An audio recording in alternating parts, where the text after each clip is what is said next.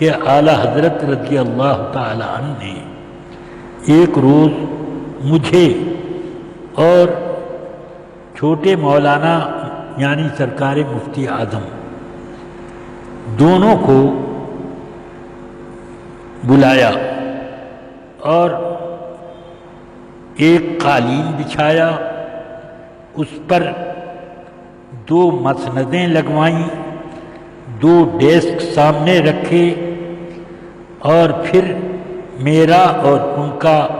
دونوں کا ہاتھ پکڑ کر فرمایا کہ مجھے جو اللہ اور رسول کی طرف سے حکم ہوا ہے اس کے مطابق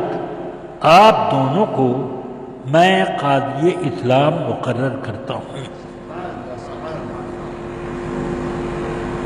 آپ دونوں کے فیصلوں کا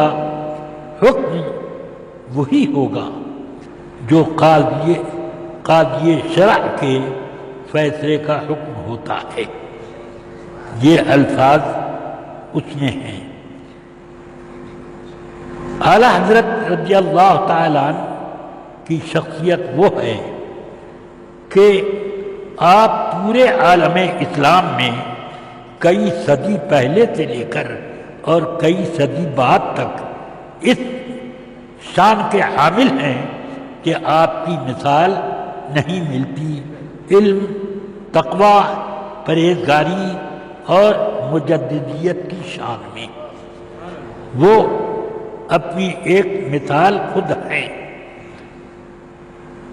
آپ نے جب ان 2 ہی حضرات کو اپنے سینکڑوں حاشیہ بردار علماء اور مفتیان کرام کے بیچ میں منتخب فرمایا ہے اس عہدے کے لیے، تو اس سے سمجھ میں آتا ہے کہ ان 2 حضرات کی شان اعلیٰ حضرت کی بارگاہ میں کیا تھی اور ان کے تفقہ کے مدارج اعلیٰ حضرت کی بارگاہ میں کیا تھے، اور ان کی وسعت نظری کے ساتھ ساتھ دیانت اور ذہانت اور متانت میں بے مثالی بھی ظاہر ہوتی ہے۔ اس لیے میں نے اگرچہ اعلیٰ حضرت کا زمانہ نہ پایا، آپ کی وفات شریف کے تقریباً 14 سال بعد میں پیدا ہوا، مگر الحمدللہ میں نے اعلیٰ حضرت کی بارگاہ کے تربیت یافتہ علماء میں بہت بڑے بڑے لوگوں سے بھی زیارت کا شرف پایا ہے، اور میں نے ان کی بارگاہ سے کچھ خوشہ چینی کرنے کی کوشش کی۔ جب میں خوشہ چینی کے قابل ہوا، میں نے اس وقت یہ دیکھا کہ بڑے بڑے علماء تھے، مگر جب معاملہ پیچیدہ ہو جاتا کسی مسئلے کا تو اس کا خط نمبر 1 حضرت صدر الشریعہ کو لکھتے کہ یہ مسئلہ پیچیدہ ہو گیا، اس کا جواب کیا ہوگا۔ یہاں تک کہ میں نے حضرت مولانا ضیاء الدین صاحب پیلی بھیٹی علیہ رحمہ جو اعلیٰ حضرت کے علوم و اسرار کے بہت ماہر تھے، انہوں نے ایک وقف کے مسئلے کے بارے میں صدر الشریعہ کو خط لکھا کہ یہ ایک پیچیدہ مسئلہ آ گیا، کتابوں میں نظر نہیں آتا، آپ اس کا جواب کسی بھی صورت اس طرح پر دیں کہ ہم بھی اس کے دلائل سے آگاہ ہو جائیں، استنباط کیسے ہوا یہ بھی آگاہ ہو جائے۔ پھر یہ فرماتے ہیں اس کے بعد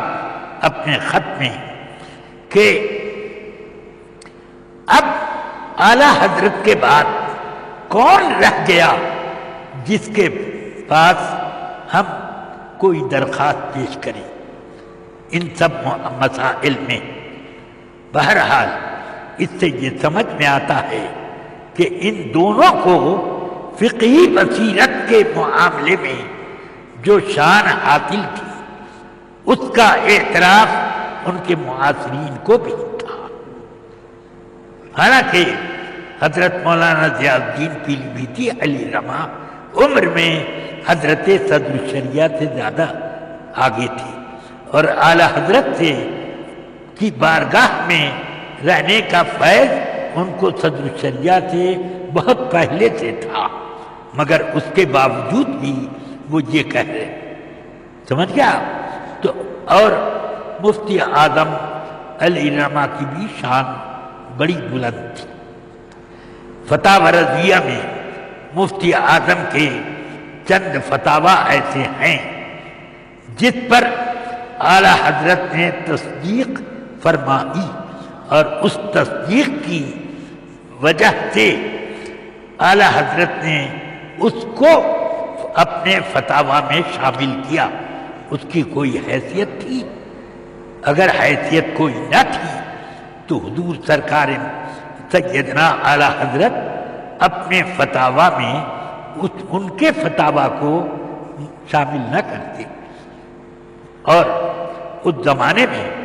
سرکار مفتی اعظم بھی خوب فتوے لکھتے تھے، مگر اس کے باوجود ان کے فتوے الگ رہے، اعلی حضرت کے الگ رہے۔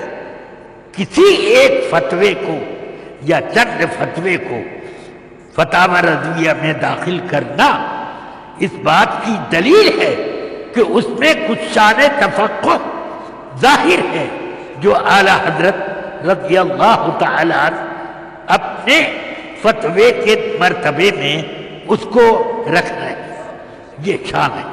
بہرحال خود حضرت صدر الشریعہ کا اور حضرت سرکار مفتی اعظم کا جو آپس میں تعلق تھا ایک دوسرے کے ساتھ، وہ ایسا تعلق تھا کہ سبحان اللہ، وہ صدر الشریعہ کے بغیر، میں خود مجھے یاد ہے کہ جب حضرت صدر الشریعہ 4 مہینے کے لیے بریلی شریف میں قیام پذیر ہوئے، گھر سے چلے تو مجھ کو بھی لے لیا کہ تم بھی چلو، پڑھائی کا نقصان نہ ہو۔ اس وقت میں فارسی کی ابتدائی کتابیں پڑھتا تھا، مجھے بھی ساتھ لے چلے۔ مفتی اعظم کو میں نے دیکھا کہ کبھی کسی مہمان کے آنے پر وہ کھانا کھانے کے وقت ان کے ساتھ بیٹھتے نہیں تھے، بلکہ آپ اپنے کام میں مصروف رہتے، فرماتے دیکھو کوئی کمی ہو تو فوراً یہ انتظام کرو، وہ کرو، وہ کرو، یہ ضرور کرتے۔ مگر ایک صدر الشریعہ تھے کہ چائے بھی صبح کی ہو یا شام کی یا رات کی اگر پینی ہو تو گھر کے اندر نہیں پیتے تھے، بلکہ فرماتے بھیجو باہر، وہاں پر صدر الشریعہ ہیں، ان کے ساتھ میں پیوں گا۔ اب اس سے آپ اندازہ کریں کہ کیا